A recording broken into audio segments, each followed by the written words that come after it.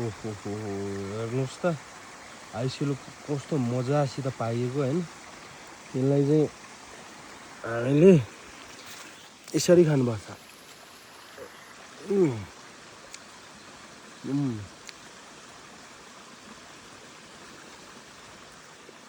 टिप्ने हातले टिप्नु नि परेन, यसो तन्कायो सिधै खाइदियो। सबैभन्दा राम्रो आइडिया भनेको यसलाई खाने। अब एउटा गरेर टिप्नुभन्दा यसरी खायो भने एकदम सजिलो हुन्छ क्या।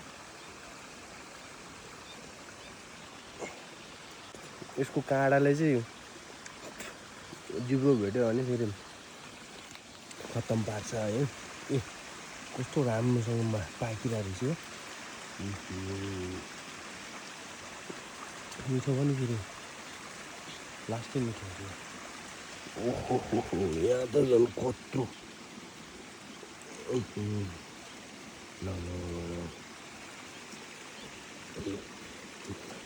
यसरी टिपेर खाए नि हुन्छ।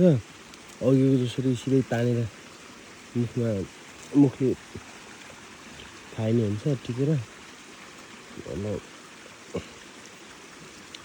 आइहोल चाहिँ यसको सिजन हो क्या आइसिलोको।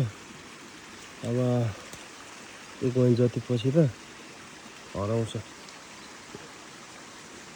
सबै सुकेर घाँस यिनीहरू ओइलिन्छ क्या।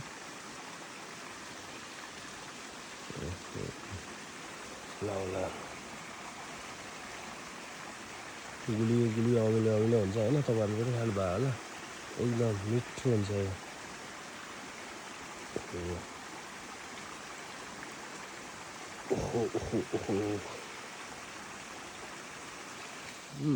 यसरी खानुपर्छ।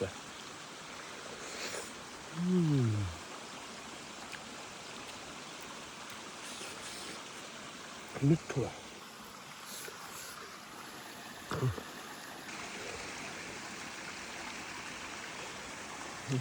राम्रो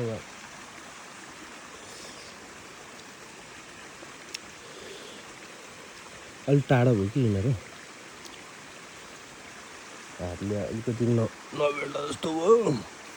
ओहो